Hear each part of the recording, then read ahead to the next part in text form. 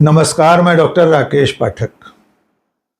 कुछ दिनों पहले राष्ट्रीय स्वयंसेवक संघ के सरसंघ चालक डॉक्टर मोहन भागवत ने इशारों इशारों में यह कहा था कि जब व्यक्ति की उम्र 75 साल की हो जाए तो उसे रिटायर हो जाना चाहिए।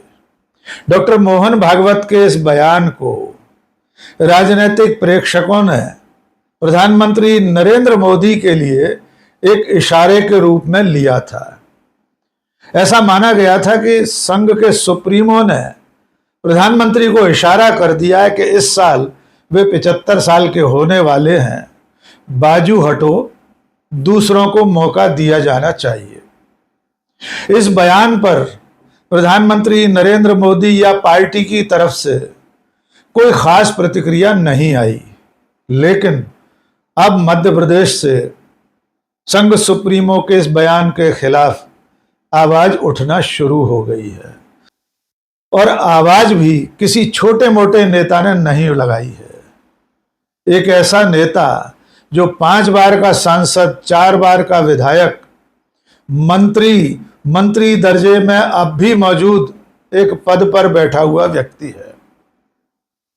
उसका नाम है डॉक्टर रामकृष्ण कुसमरिया, भारतीय जनता पार्टी के दिग्गज नेता। उन्होंने डॉक्टर मोहन भागवत के बयान पर एक ऐसा बयान दिया है जिससे पार्टी में सनसनी फैल गई है। उन्होंने भड़कते हुए कहा, हम बुजुर्ग हो गए हैं तो क्या हमें कहीं भी फेंक देंगे? क्या बाप महतारी को कचरे में डाल देते हैं? आइए पहले डॉक्टर रामकृष्ण कुसमरिया का ये बयान सुन लीजिए, फिर तफसील से बताएंगे कि डॉक्टर कुसमरिया भारतीय जनता पार्टी के किस दर्जे के नेता हैं। आप क्या बुजुर्गों को अब थोड़ा बैठ जाना चाहिए की जो उम्र के पार हो गए? देखो, हमारे यहाँ बुंदेलखंड में एक कहावत है कि बुजुर्ग एक बारात में जा रहे थे तो वो बोले तुम बुजुर्ग हो, तुम्हें नहीं ले जाना, तो वो उसको रख के ले गए थे, तो वहाँ जो प्रॉब्लम आया उसने हल कर दिया। मेरा ये कहना है कि सलाह तो लेना चाहिए, बातचीत करना चाहिए। क्या बाप मतारी को कचरे में डाल दोगे? सबरे जो उसमें वृद्धाश्रम में भेज रहे हैं, सेवा करने से कतरा रहे हैं, तो अब हम भी बुजुर्ग हैं पार्टी की, तो कब फेंक देंगे कहीं उठा के? मौका मिलेगा तो तैयार है। देखो, जो दायित्व तो जो भी काम देंगे, हमें कोई लड़ाई नहीं करना है। जो काम देंगे करेंगे, नहीं देंगे तो करेंगे, समझ रहे ना? नहीं भी देंगे तो भी करेंगे, क्योंकि पूरा जीवन उसमें लगा हुआ है। जो आरएसएस प्रमुख हैं वो कह रहे हैं कि 75 की एज अगर हो गई है तो थोड़ा बैठ जाइए। नहीं तो हम कहाँ खड़े? आप लोग अब नहीं, हम कब कह रहे? कुछ तो नहीं कह रहे। उनने यदि कोई काम सौंपा तो हम मना कर दें क्या? हम कोई कमजोर आदमी थोड़ी। पार्टी ने हमारे ऊपर कोई भरोसा किया हो, कोई काम सौंपा तो कर रहे हैं। हमने उसके लिए जद्दोजहद किया हो कि हमको इससे, तो ऐसा नहीं है। तो डॉक्टर रामकृष्ण कुसमरिया कह रहे हैं कि अगर बाप महतारी बुजुर्ग हो जाएं तो क्या उन्हें कचरे में फेंक देते हैं? हम बुजुर्ग हो गए हैं तो क्या कहीं भी फेंक देंगे? पार्टी अगर कोई जिम्मेदारी देगी तो उसे निभाएंगे। बुंदेलखंड का एक उदाहरण देते हुए बता रहे हैं कि बारात में एक बुजुर्ग को नहीं ले जाया जा रहा था, लेकिन जब उन्हें साथ ले जाया गया तो वे बारात में आड़े वक्त में काम आए। यानी डॉक्टर रामकृष्ण कुसमरिया सीधे सीधे संघ के सरसंघ चालक के बयान के खिलाफ अपनी राय जाहिर कर रहे हैं। अब आइए थोड़ा सा डॉक्टर रामकृष्ण कुसमरिया के बारे में जान लीजिए कि वे ऐसे वैसे नेता नहीं हैं। वे जमीनी राजनेता हैं और भारतीय जनता पार्टी के समय से प्रमुख नेताओं में गिने जाते रहे।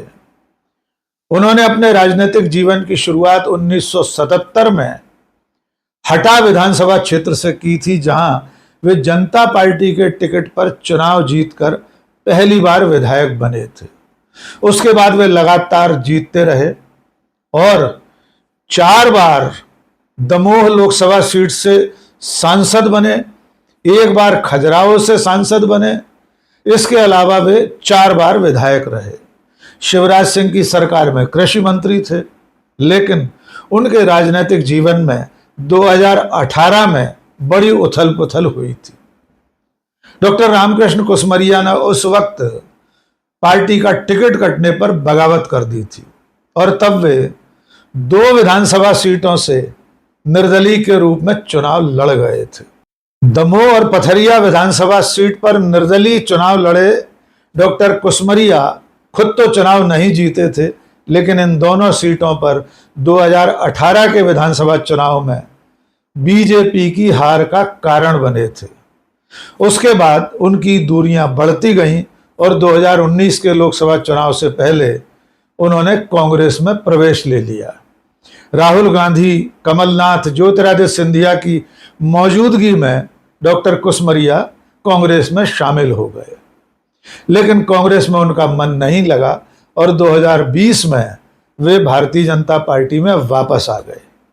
2023 में जब भारतीय जनता पार्टी की सरकार एक बार फिर बनी, डॉक्टर मोहन यादव मुख्यमंत्री बने, तो उन्होंने डॉक्टर रामकृष्ण कुसमरिया को पिछड़ा वर्ग आयोग का अध्यक्ष बना दिया। इससे पहले वे बुंदेलखंड विकास प्राधिकरण के अध्यक्ष भी रह चुके थे।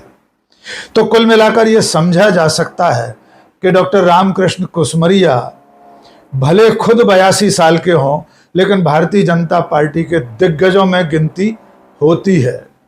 उनका ये बयान न केवल उनकी व्यथा कथा है, बल्कि मध्य प्रदेश के ऐसे उन तमाम नेताओं की व्यथा भी है जो 75 साल के या तो हो गए हैं या अगले कुछ सालों में होने वाले हैं। डॉक्टर मोहन भागवत के बयान के बाद से बीजेपी के ऐसे नेताओं में बेचैनी है जो विधायक या सांसद हैं और 75 साल के होने वाले हैं या हो चुके हैं।